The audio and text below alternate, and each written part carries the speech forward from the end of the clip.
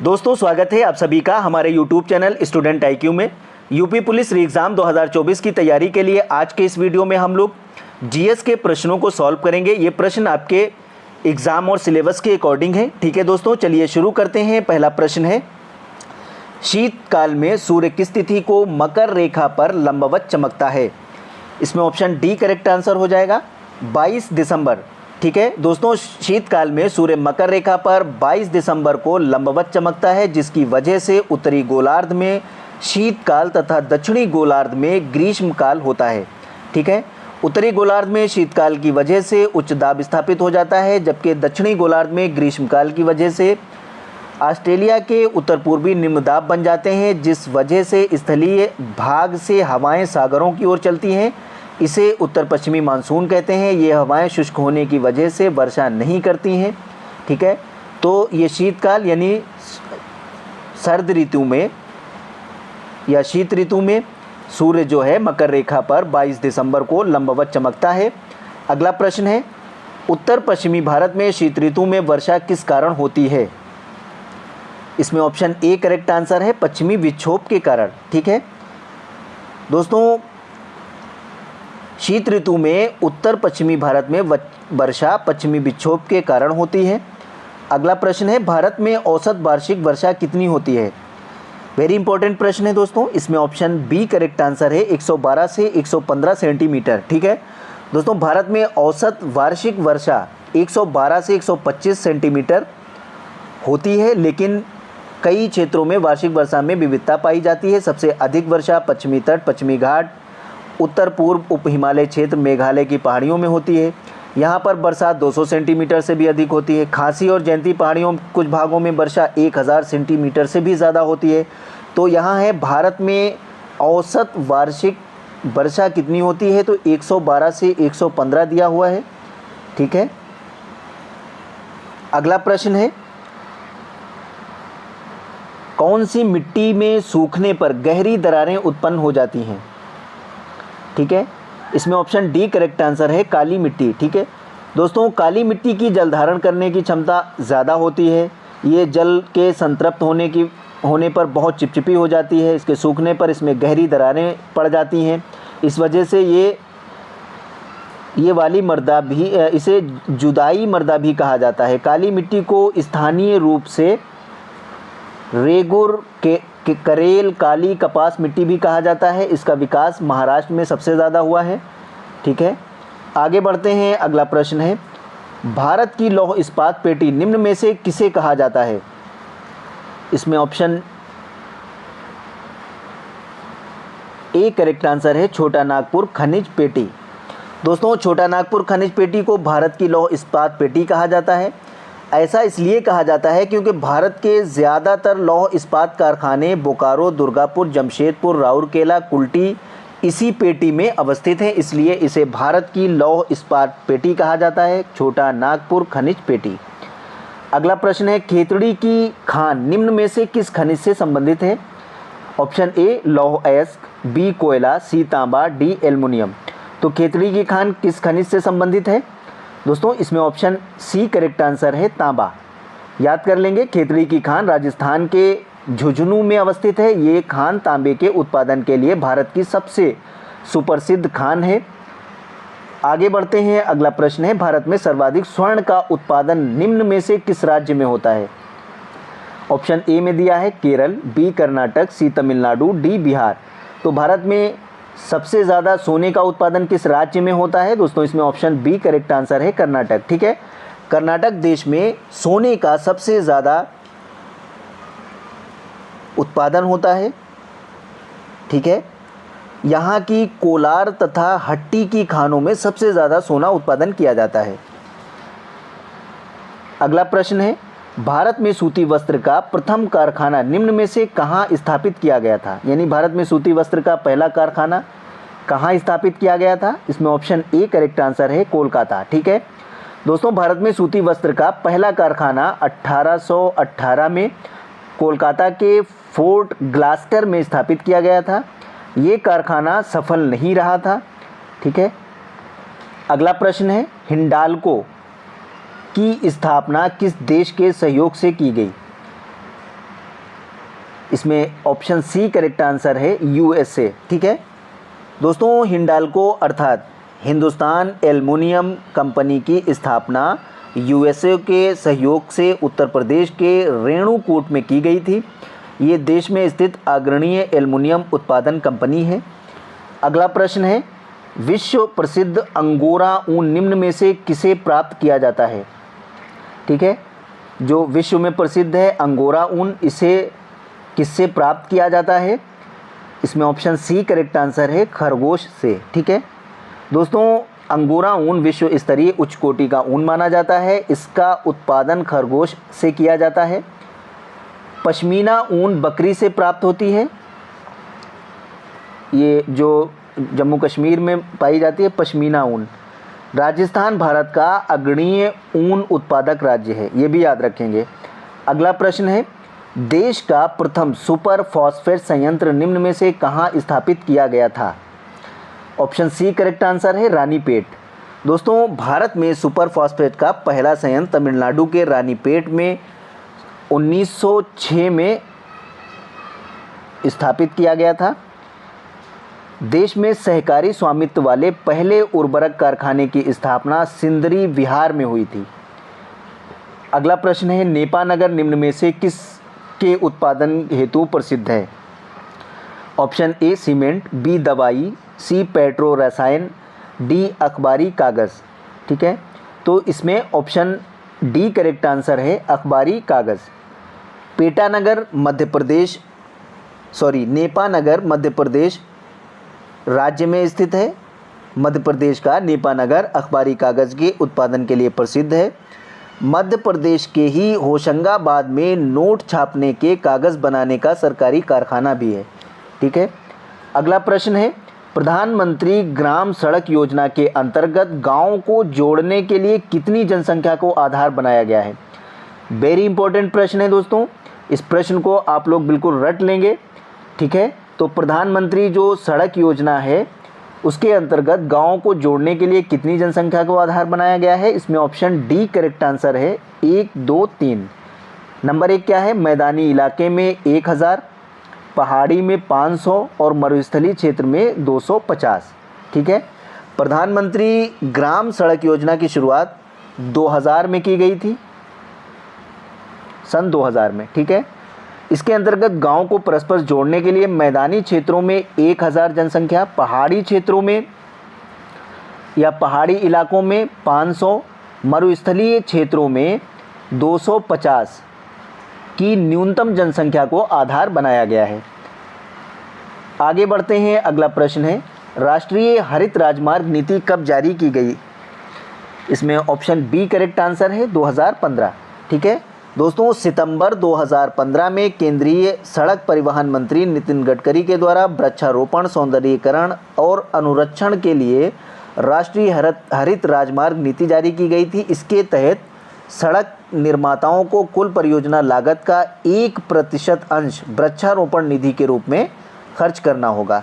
ठीक है, तो ये याद कर लेंगे, राष्ट्रीय हरित राजमार्ग नीति ये रोड के किनारे पेड़ों या वृक्षारोपण करने के संबंध में नीति बनाई गई थी, जिसे 2015 में लागू किया गया।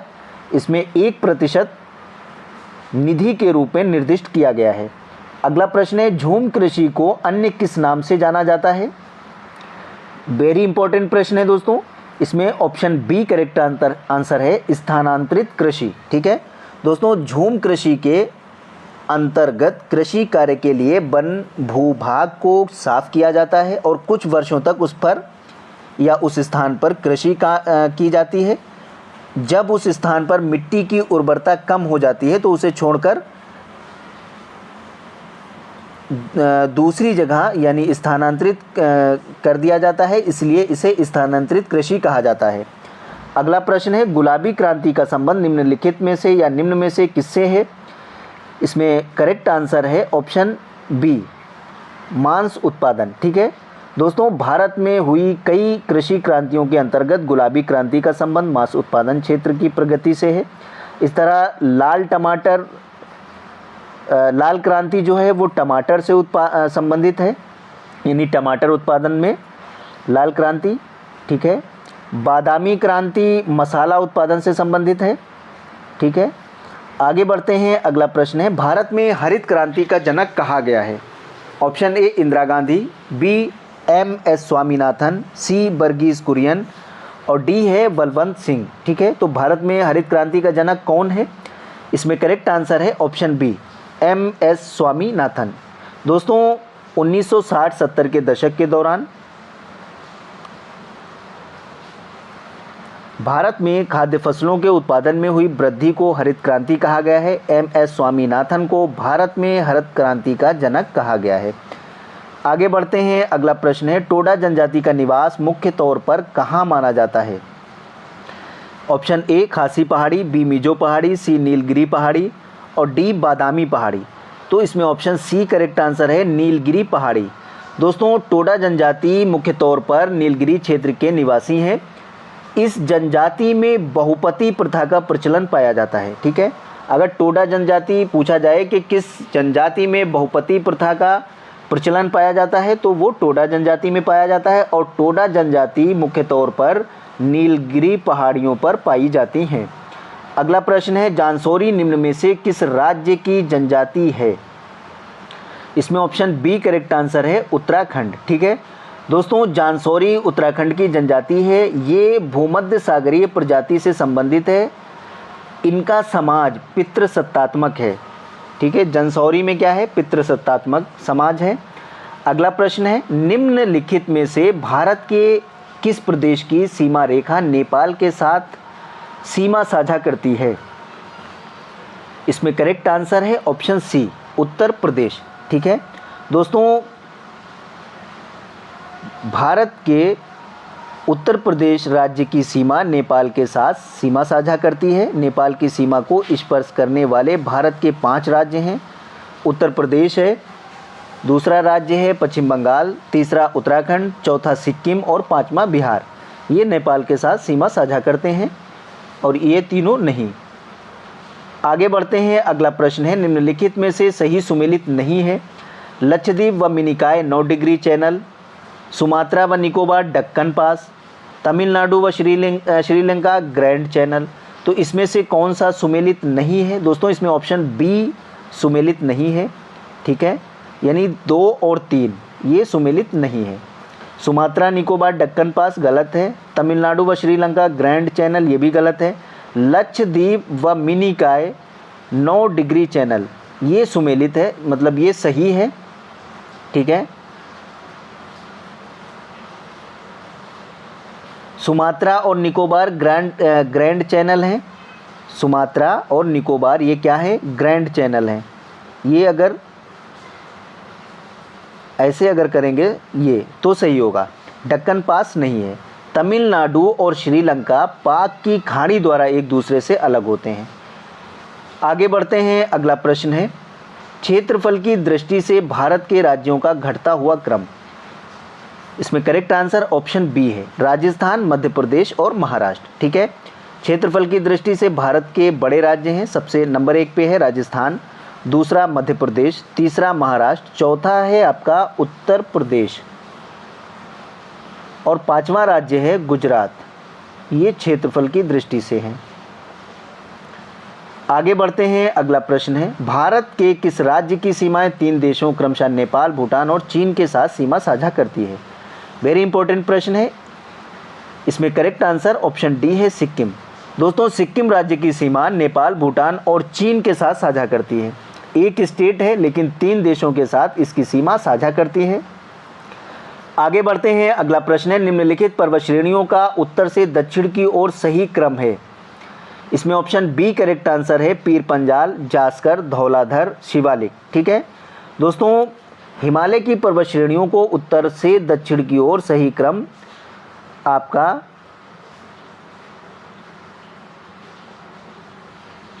काराकोरम, पीर पंजाल, जास्कर, धौलाधर और शिवालिक है। ठीक है, तो इसमें 1 2 3 4 श्रेणी दी गई हैं। ठीक है, लेकिन अगर इसके ऊपर आएंगे तो इसमें एक और है जिसका नाम है काराकोरम, पीर पंजाल, जास्कर, धौलाधर और शिवालिक। ठीक है, आगे बढ़ते हैं, अगला प्रश्न है, निम्नलिखित पहाड़ियों का पूर्व से पश्चिम की ओर सही क्रम है? यानी पूरब से पश्चिम की ओर इसका सही क्रम क्या होगा?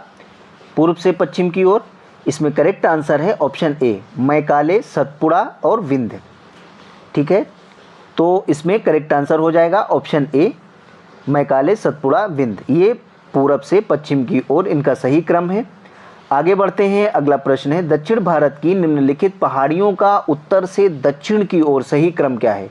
यानी उत्तर से दक्षिण की ओर सही क्रम क्या होगा? भारत की ये पहाड़ियाँ हैं। इसमें करेक्ट आंसर है ऑप्शन ए, नीलगिरी, अन्नामलाई, इलायची पहाड़ी। ये पहाड़ी उत्तर से दक्षिण की ओर सही क्रम है। आगे बढ़ते हैं, अगला प्रश्न है, निम्नलिखित दर्रों का उत्तर से दक्षिण की ओर सही क्रम है। इसमें ऑप्शन बी करेक्ट आंसर है, जोजिला दर्रा, बुर्जिल दर्रा, रोहतांग दर्रा, माना दर्रा। ये दर्रे उत्तर से दक्षिण की ओर हैं। ठीक है, उत्तर से दक्षिण की ओर हैं। आगे बढ़ते हैं, अगला प्रश्न है, निम्नलिखित में से कौन सी नदी गंगा में बाएं से नहीं मिलती है? इसमें से एक नदी ऐसी है जो गंगा में बाएं से नहीं मिलती है। गंडक नदी, कोसी नदी, टोंस नदी, गोमती नदी। इसमें से कौन सी नदी है दोस्तों? इसमें ऑप्शन सी करेक्ट आंसर हो जाएगा, टोंस नदी। ठीक है दोस्तों, टोंस नदी गंगा में दाएं तरफ से नहीं मिलती है। ठीक है, गंगा में बाएं तरफ से मिलने वाली नदी रामगंगा, घाघरा, गोमती, गंडक, कोसी, महानदी। गंगा में दाएं तरफ से मिलने वाली नदियां हैं यमुना नदी, टोंस नदी, सोन नदी। ठीक है, आगे बढ़ते हैं, अगला प्रश्न है, निम्नलिखित में से कौन सा बंदरगाह भारत के पश्चिमी तट पर स्थित नहीं है? इसमें कौन सा ऐसा बंदरगाह है जो भारत के पश्चिमी तट पर स्थित नहीं है? इसमें करेक्ट आंसर ऑप्शन ए है, तूतीकोरिन। ठीक है दोस्तों, तूतीकोरिन भारत के पूर्वी तट पर स्थित बंदरगाह है। ये तमिलनाडु राज्य में स्थित है। ठीक है, कहाँ है? तमिलनाडु में। न्यू मंगलोर ये कर्नाटक में है। कोचीन केरल, मर्मगाओ ये गोवा में है। ठीक है, आगे बढ़ते हैं, अगला प्रश्न है, प्रायद्वीपीय भारत में पूर्व दिशा में बहने वाले नदियों का उत्तर से दक्षिण की ओर सही क्रम क्या है? इसमें करेक्ट आंसर हो जाएगा ऑप्शन ए, महानदी, गोदावरी, कृष्णा, कावेरी। ठीक है दोस्तों, प्रायद्वीपीय भारत में पूरब की दिशा में बहने वाली प्रमुख नदियां हैं जो उत्तर से दक्षिण की ओर हैं। महानदी, गोदावरी, कृष्णा, पेन्नार, कावेरी, बैगई, स्वर्णरेखा ये सब नदियां उत्तर से दक्षिण के क्रम में बहती हैं। अगला प्रश्न है, निम्नलिखित नदियों का पूर्व से पश्चिम की ओर का सही क्रम है? इसमें करेक्ट आंसर है ऑप्शन सी, सोन, बेतवा, चंबल, लूनी। ठीक है, ये नदियाँ या इन नदियों का पूरब से पश्चिम की ओर सही क्रम है। आगे बढ़ते हैं, अगला प्रश्न है, निम्नलिखित में से किन राज्यों की सीमा भूटान के साथ सीमा बनाती हैं? ऑप्शन ए है पश्चिम बंगाल, सिक्किम, अरुणाचल प्रदेश और असम। दूसरा है बिहार, सिक्किम, नागालैंड, त्रिपुरा। चौथा त्रिपुरा या सी है त्रिपुरा, मिजोरम, नागालैंड, अरुणाचल प्रदेश। डी मेघालय, मणिपुर, त्रिपुरा, मिजोरम। तो भूटान के साथ सीमा साझा कौन सा राज्य करते हैं दोस्तों? इसमें करेक्ट आंसर है ऑप्शन ए, पश्चिम बंगाल, सिक्किम, अरुणाचल प्रदेश और असम। ये राज्य भूटान के साथ सीमा बनाते हैं। आगे बढ़ते हैं, अगला प्रश्न है, कावेरी नदी भारत के किन राज्यों से होकर प्रवाहित होती है? वेरी इंपॉर्टेंट प्रश्न है दोस्तों। इसमें करेक्ट आंसर है ऑप्शन सी, कर्नाटक, तमिलनाडु और केरल। दोस्तों, कावेरी नदी कर्नाटक, तमिलनाडु और केरल राज्य से होकर प्रवाहित होती है। इसका उद्गम कर्नाटक की ब्रह्मागिरी पहाड़ियों से होता है। इसे दक्षिण भारत की गंगा भी कहा जाता है। इसके प्रवाह क्षेत्र को rice bowl of South India भी कहा जाता है। ठीक है, तो कावेरी नदी को दक्षिण भारत की गंगा कहा जाता है, ये भी याद कर लेंगे। आगे बढ़ते हैं, अगला प्रश्न है, हिमालय पर्वत श्रृंखला की कौन सी श्रेणी सबसे दक्षिण में स्थित है? इसमें करेक्ट आंसर है ऑप्शन डी, शिवालिक हिमालय। ठीक है दोस्तों, शिवालिक हिमालय हिमालय पर्वत श्रृंखला का सबसे दक्षिणी भाग है। हिमालय पर्वत श्रृंखला का उत्तर से दक्षिण की ओर जो क्रम है वो है ट्रांस हिमालय, बृहद हिमालय, मध्य हिमालय और शिवालिक हिमालय, ये चारों क्रमशः दिए हुए हैं। ठीक है, तो सबसे दक्षिणी श्रेणी कौन सी है? शिवालिक हिमालय। शिवालिक हिमालय हिमालय पर्वत श्रृंखला की सबसे दक्षिण में स्थित है। आगे बढ़ते हैं, अगला प्रश्न है, नेपाल हिमालय किन नदियों के बीच स्थित है? इसमें ऑप्शन ए है काली व तीस्ता के मध्य, बी सतलज व सिंधु के मध्य, सी तीस्ता व दिहांग के मध्य, डी सतलज व काली के मध्य। ठीक है, तो पूछ रहा है कि नेपाल हिमालय किन नदियों के बीच स्थित है। वेरी इंपॉर्टेंट प्रश्न है दोस्तों, इसमें ऑप्शन ए करेक्ट आंसर हो जाएगा, काली व तीस्ता के मध्य। ठीक है, नेपाल हिमालय काली व तीस्ता नदियों के मध्य स्थित है। हिमालय का प्रादेशिक वर्गीकरण कैसे है? पंजाब हिमालय सिंधु और सतलज के बीच है, कुमायूं हिमालय सतलज व काली के बीच है। ठीक है, ये सतलज और काली क्या है? इसमें कुमायूं हिमालय है। नेपाल हिमालय काली व तीस्ता के बीच है, काली व तीस्ता नेपाल हिमालय। कुमायूं हिमालय सतलज और सिंधु के बीच है।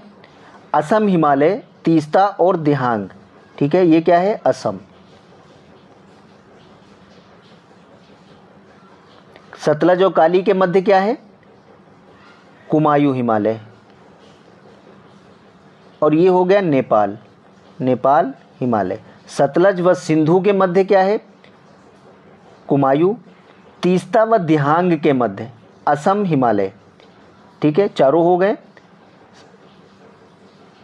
पंजाब हिमालय सिंधु और सतलज के बीच है, तो इसमें ऑप्शन में नहीं दिया है, लेकिन आप लोग याद रखेंगे कि नेपाल हिमालय सिंधु और सतलज के बीच है, कुमायूं हिमालय सतलज व काली के बीच है, नेपाल हिमालय काली तीस्ता के बीच, और असम हिमालय तीस्ता और दिहांग नदी के बीच में पाया जाता है। ठीक है दोस्तों, मिलते हैं अगली वीडियो में। जो लोग हमारे YouTube चैनल पर नए हैं, हमारे YouTube चैनल को सब्सक्राइब कर लें, बेल आइकन ज़रूर प्रेस कर दें ताकि हमारी आने वाली अगली वीडियो का नोटिफिकेशन आपको सबसे पहले मिल सके। दोस्तों, वीडियो को लाइक और शेयर ज़रूर कर दें। Thank you.